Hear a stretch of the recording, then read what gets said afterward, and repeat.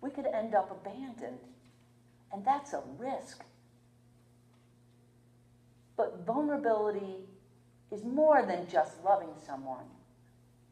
It could be you sharing an unpopular opinion, or you standing up for yourself, or standing up for someone else.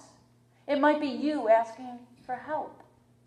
It might look like you saying no. It might be you starting your own business. It might be you saying, I love you first, with no guarantee that you'll hear those words back. Vulnerability might be you waiting for biopsy results as you wait for that dreaded phone call. Vulnerability is you admitting you're afraid. Vulnerability is you stepping up to the plate after a whole series of strikeouts and being willing to step back into the game. Vulnerability is asking someone out on a date after years of being single, or after a divorce, or being widowed. Or vulnerability might be laying off employees from your company. Vulnerability is a whole bunch of different things, but it's always you putting your whole self in the middle of the arena, courageously, on display. No guarantees. In our gospel reading this morning from the book of John, we heard the story of Mary, sister of Martha and Lazarus. And she is a woman who knows something about being vulnerable and what that feels like. She was a woman who lived vulnerably and courageously. You talk about showing up and being seen. Here it is. Imagine this. Jesus has just done this extraordinary thing. Jesus has just raised Lazarus up from the dead. And in celebration, Mary and Martha are throwing this big party, and the guest of honor is Jesus. And the word in ancient times spread fast, especially when a miracle had just occurred. And now anybody who's anybody, every muckety-muck for miles around, has shown up at Mary and Martha and Lazarus' house to get in and rub elbows with Jesus. And Mary at this dinner party now is so moved, and there's all of the muckety-mucks there, but she doesn't care. She's so moved by her devotion to Jesus that she grabs this expensive jar of perfume called nard. Nard.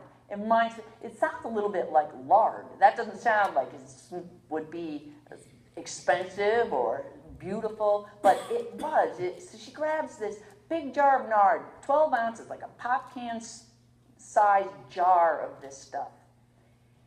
And this nard is very, very fragrant. And the Wikipedia says nard is made from the essence of gladiolas. So she takes this nard, this jar, and in the ancient way of honoring a person who is set apart by God, she dumps this entire jar all over Jesus to anoint him. And scriptures tell us that the scent of gladiolas just fills the house. This heavy scent of fragrance of gladiolas is just spilling out in the room. So anyone who hadn't actually seen what Mary just did now has their attention just fixed on her. Like, where is that smell coming from? And now when they see this sight, this amazing sight, tongues start to wag, don't they? A whole jar? That stuff isn't cheap either. A jar that size would have been the equivalent of $12,000 in today's currency. And I would say, what in the world is Mary doing? But Mary doesn't care. She lets her hair down now. So first it's the jar, and now she lets her hair down. And this is something that would have never been done in ancient times around men who were not her husband. And she gets down on her hands and knees, and she starts wiping Jesus' feet with her hair. She does the thing that is in her heart because she is just so grateful and full of love for Jesus, for what he has just done for her brother Lazarus, and for who he is and what he's brought to her life. So I wanted to stop here for a minute and ask ourselves at this moment, if we were Mary and we were so moved by our love and devotion to Jesus, what would be the thing that would stop us from doing what Mary did? What's the excuse that you and I are most likely to use for not stepping out to be seen like Mary was at that moment, with no guarantee of the outcome, with all these muckety-mucks, our local representative or the mayor of the town, or maybe a movie star's there. And what would be the thing why we wouldn't do it? Well, I suggest it's because of this little word called judgment. I'd stop myself because I would be thinking, what is everyone going to think? And really, none of us want to be judged, do we? None of us want to have people looking down their noses at us and whispering behind the side of their hand. It stops us, and it freezes us in our tracks. Our fear of judgment stops us from doing so many things that God would have us do so much of the time, because it requires us to show up and really be seen and really be vulnerable, and it's just too uncomfortable. And so most of us just say, not going there, because if I do, it might go really bad. And we're all afraid of judgment, to be honest. Why? Because we all do it every moment, every day. Good, bad, right, wrong. We're judging all the time. And if I'm doing it all the time, then I figure so is everybody else. Nope, I'm just not going there. And in our story, Judas does judge Mary.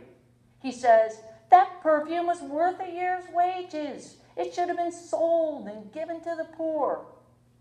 Judas starts shaming Mary right in front of the whole dinner party. He takes advantage of the situation to try to humiliate her for acting on what her heart was telling her to do.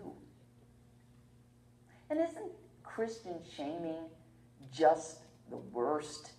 Because it's always couched in spiritual terms.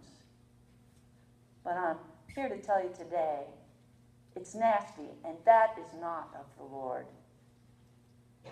And it happens sometimes to every one of us when we step out there and we're seen, when we're vulnerable.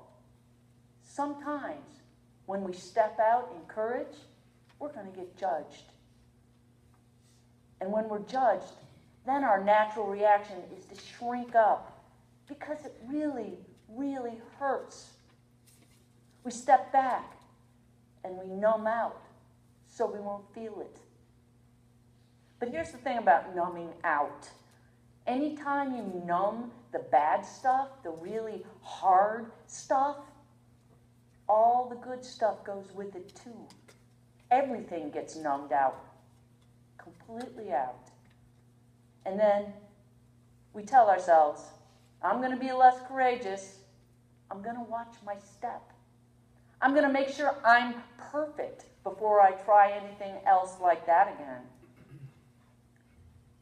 And another way we try to get rid of the pain is through blame. We try to discharge the comfort by pushing it off on others. It's not my fault, it was him. Or it was her, they made me do it. But here's the thing I ask you today. Don't. Please, Don't. Don't withdraw. Don't shrink up. Don't step back. Don't numb out. Don't be less courageous. Don't try to be perfect.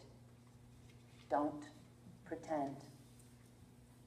Because really, there is actually an outcome that we can be certain of. Notice what Jesus does when Mary is shamed in our story. He turns to Jesus and he says, "Leave her alone. Don't you dare use your judgment and shame tactics on her. Leave her alone."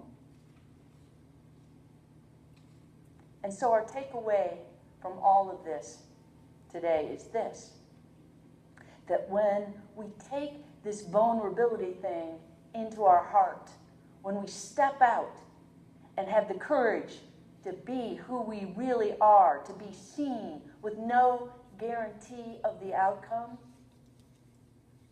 And here's the sermon title: Jesus has our back. Jesus has got your back. And there's no more certain outcome than that. Leave her alone. Leave him alone.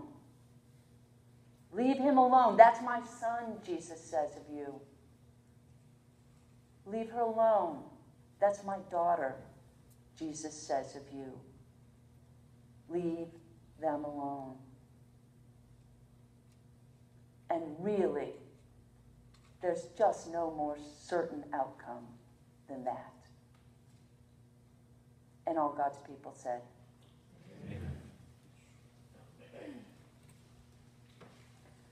I invite you to rise now and join me in our hymn of response, How Firm a Foundation.